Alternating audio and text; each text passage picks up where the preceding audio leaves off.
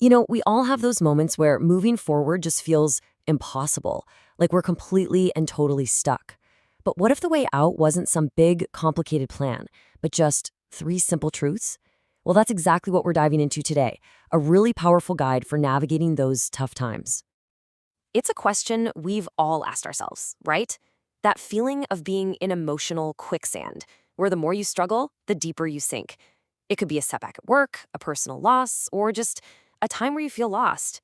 We've all been there. So, really, what's the secret to getting unstuck? Well, it turns out the answer isn't some 10-step program. It's actually rooted in three simple but really profound reminders. So let's break them down. So here they are.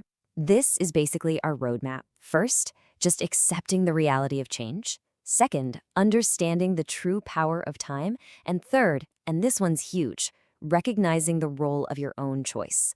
Together, these three things create a mindset that can get you through just about anything. All right, our first principle, this one is the absolute foundation for everything else. And it's all about embracing the one thing in life you can always count on: change. You know, this idea can feel a little sad when things are going great, but it is the ultimate source of hope when things are tough. That pain you're feeling right now, it won't stay. That situation you're stuck in, it literally cannot last forever. And that is the power of impermanence. When change happens, we basically have two options. We can fight it, which is kind of like trying to swim against a really strong current.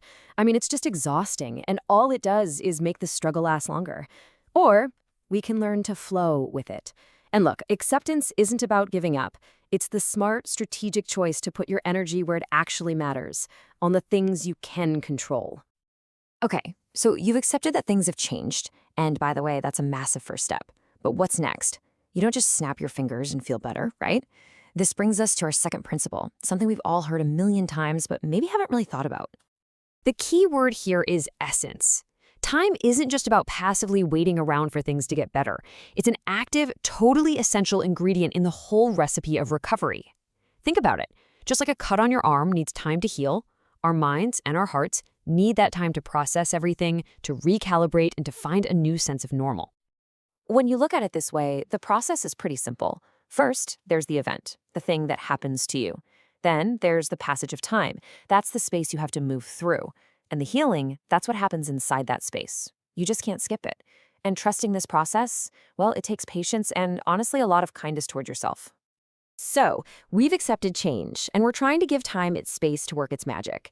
But there's a third piece of the puzzle, and it's the one that shifts us from being a passenger in our own recovery to being the one in the driver's seat. This is where we really start to take back control. The most powerful word in this whole sentence is choose.